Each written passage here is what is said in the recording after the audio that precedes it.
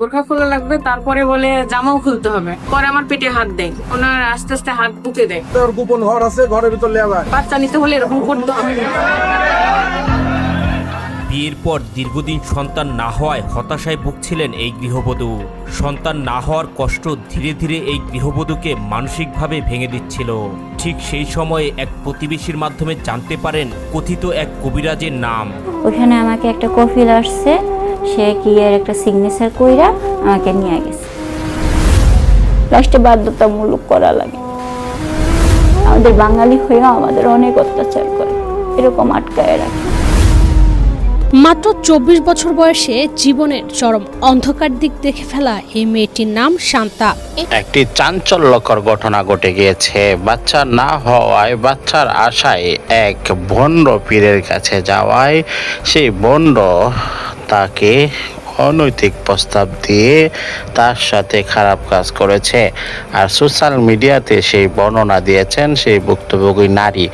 অন্যদিকে বিদেশের বাড়িতে যেভাবে কপিলের এবং কপিলের ছেলে একসাথে তার উপরে ঝাঁপিয়ে পড়তো, সেই বিস্তারিত বর্ণনা দিয়েছেন আরেকজন মহিলা। এই ভিডিও শেষে রয়েছে, অবশ্যই না টেনে ভিডিও শেষ পর্যন্ত দেখতে থাকুন।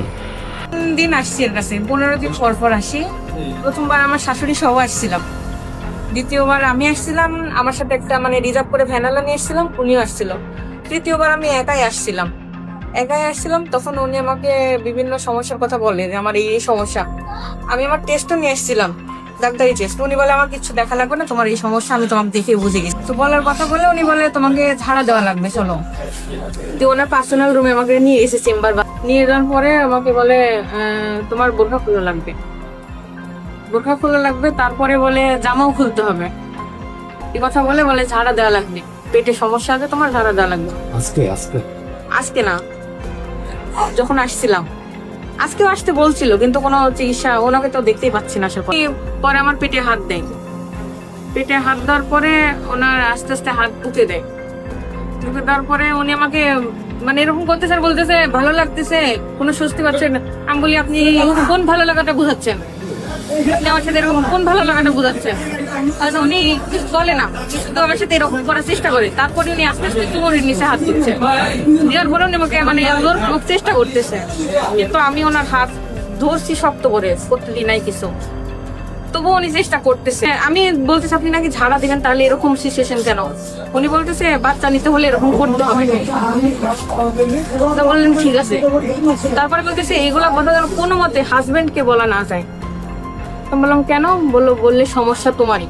তো বললাম আচ্ছা ঠিক আছে। বলছে এরকম করে 3 মাস আসতে হবে। আমি আসি মঙ্গলবারের দিন, উনি আমাকে আবার রবিবারের দিন আসতে বলে। রবিবারের দিন আসবে, তোমার কাছে পার্সোনাল একটা ট্রিটমেন্ট আছে, ওটা করতে হবে। তাহলে আচ্ছা ঠিক আছে, আমার হাজবেন্ড সহ আসবো। হাজবেন্ড সহ আসলে আমি ট্রিটমেন্ট করতে পারবো না, এই কথা বলে। আচ্ছা ঠিক আছে, এই কথা বলে। আর উনি বলে আমার কাছে এভাবে আসবে, একান্ত ভাবে আসবে, তাহলে বাচ্চা ইনশাল্লাহ হয়ে যাবে। আমি তো বললাম আমার বাচ্চা হবে তো? উনি বলে হ্যাঁ হবে। এই কথা ওরা চেষ্টা করছে, জোরপূর্বক চেষ্টা করছে। আমি তো সেই সময় আরেকটা রোগী চলে আসছিল। আমি তখন আসি, তখন কেউ ছিল না। আর উনি যখন জোরপূর্বক চেষ্টা করে, তখন আরেকটা রোগী চলে আসছিল। দিনের পর দিন চলে প্রতারণা ও অনৈতিক কর্মকাণ্ড। আপনি কতদিন থেকে আসছেন? আমি 1.5 মাস ধরে আসতেছি। টোটাল 1.5 মাস থেকে আসছেন? হ্যাঁ। 1.5 মাসের মধ্যে কোনদিন কি আপনার দৈহিক সম্পর্ক হয়েছে? সত্যি কথা বলেন। না, প্রথম 2 দিন আমার সাথে লোক আসছিল, তখন তো কিছু করতে পারেনি। তৃতীয়বার যখন আমি একা আসছিলাম, তখন চেষ্টা করছি। হ্যাঁ, ব্যাড টাচ করছে। আপনি চাচ্ছেন কি? পরিচয়টা কি? আপনার নামটা? আমার নাম বিপুল, বাসা কোটালীপাড়া, থানা। সুন্দরভাবে ব্যবসা করতে দেবে, সাহেব বেড়ালো, তারপরে পুলিশ ধরে লেগে গেল, আবার সুন্দরভাবে এসে ব্যবসা বাণিজ্য করে খাচ্ছে। ভাই একটা কোনো লোক নাই, দর্শকের নাম মাহবুব, ডাক্তার মাহবুব, ভুলের ডাক্তার। কতদিন আগে? এখন থেকে 1 বছর আগে, 1-1.5 বছর বাচ্চা লিয়ে গেছে, ঘরে লিয়ে গেছিল, এর থেকে লিয়ে গেছে। বাচ্চা মনে করেন যে প্রতিনিয়ত মেয়ে রেখে লিয়ে যায়, ওর গোপন ঘর আছে, ঘরের ভিতর লিয়ে যায়, মনে করেন যে ওই জায়গায় যায় 1 ঘন্টা 2 ঘন্টা করে মনে করেন যে ছেলে মানুষ থাকলে ঢোকা যাবে না, নিষেধ। ভুক্তভোগী এই গৃহবধূ এই ঘটনার সুষ্ঠু তদন্ত ও বিচারের দাবি করেন। তার ভাষ্য, তার সঙ্গে যা হয়েছে তার দৃষ্টান্তমূলক শাস্তি না হলে ভবিষ্যতে অনেক নারী এভাবেই প্রতারণার শিকার হবেন। কি চাচ্ছো? আমার সাথে যে অন্যায় হয়েছে আমি প্রতিবাদ করব না, এটার প্রতিবাদ আমি চাইবো না। প্রতিবাদ চাচ্ছেন, বাচ্চা হ্যাঁ। চাচ্ছেনটা কি? যেটা ভালো হয় সেটা তো আমার স্বামী আছে, উনি ভালো সেটা বলতে পারবেন। এদিকে ঘটনাটি মামলা যদি কোর্টে বিচারাধীন থাকে, ওখানে পুলিশের আর কোনো কাজ নাই। পুলিশের কাজ আছে মামলা তদন্ত করে পুলিশ রিপোর্ট দাখিল করা, এরপর পুরোটাই হচ্ছে কোর্টের কাজ। আমরা কি কোর্টের কাজে হস্তক্ষেপ করতে পারবো? কিন্তু এখন যেহেতু একটা ঘটনা ঘটছে, বাদী আমাদের কাছে আছে, আসামি আমরা নিয়ে গেছি। বাদী যেভাবে আমাদের কাছে অভিযোগ দিবে সেটা আইনে যতটুকু কভার করে, যে ধারায় মামলা হয় আমরা মামলা করে আমরা আসামি কোর্টে পাঠিয়ে দিব। এখন কোর্ট 5 দিনের জামিন দিবে না 15 দিনের জামিন, এটা টোটালি কোর্টের ব্যাপার।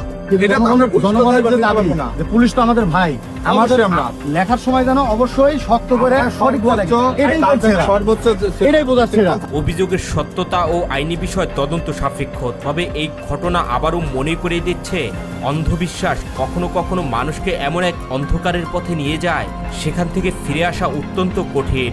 এই ঘটনা নিয়ে আপনাদের মতামত কি কমেন্ট করে জানাতে ভুলবেন না।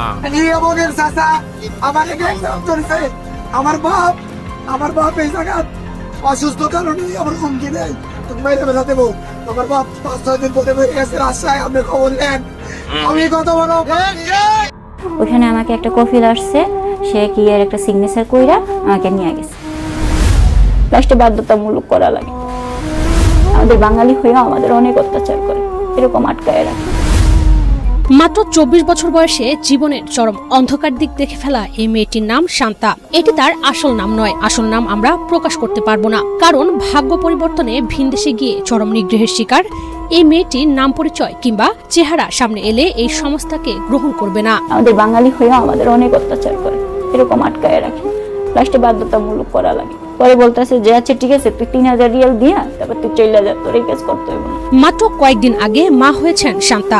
নবজাতকের আগমনের আনন্দে তার এখন উদ্বেলিত থাকার কথা, কিন্তু শান্তার মনে কোনো আনন্দ নেই। হাসির বদলে মুখে তার একরাশ বিরক্তি আর হতাশা, কারণ এভাবে গর্ভে সন্তান আসুক কোনো মেয়েই তা চান না। সৌদি আরবে কাজ করতে গিয়ে একের পর এক পুরুষের লালসার শিকার হয়ে শান্তার আজ এই অবস্থা। পরে আমি বলছি যে আমি তো এখানে বান্দা কাজের জন্য আসিনি, তাহলে আমাকে কেন বন্দি করে রাখছেন?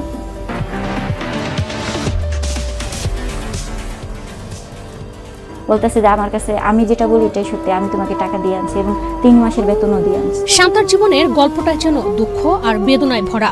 বুঝমান হওয়ার আগেই হারিয়েছেন বাবাকে, এরপর ঠাঁই হয় নানির ছায়ায়। এরই মাঝে মায়ের অন্যত্র বিয়ে হলে সেখানে ঠাঁই হয়নি ছোট্ট শান্তার। এরপর সেখানকার এক এতিমখানা ও মাদ্রাসা মালিকের সহায়তায় 8 বছর বয়সে ঢাকায় এসে আশ্রয় পান রামপুরার এক বাসায়। তখন আমার মা এখানে বিয়ে করার পরে তারপর নানি আমার মাদ্রাসা দিয়েই মারা যায়। তার কয়েকদিন পরে মারা যায়। আমাদের মাদ্রাসার যে মালিক আছে না, সে আমাকে নিয়ে আসে ঢাকা রামপুর, তার মেজো বোন আর কি। পরে নিয়ে এসে কাজের জন্যই আনে, কিন্তু আমাকে কাজ করায় নেই, পালছে আর কি, তারাই বড় করছে। কয়েক বছর না যেতেই পালক বাবা মায়ের অমতে নিজ ইচ্ছায় বসেন বিয়ের পিড়িতে।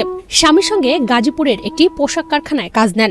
সব চলছিল ঠিকঠাক। প্রথম সন্তান জন্মের 2 বছর পর হঠাৎ অকাল মৃত্যু হয় স্বামীর। আবারও শান্তার জীবন বৈঠাহীন নৌকার মতো চলতে শুরু করে। মনে করেন হঠাৎ করে সে মারা গেল।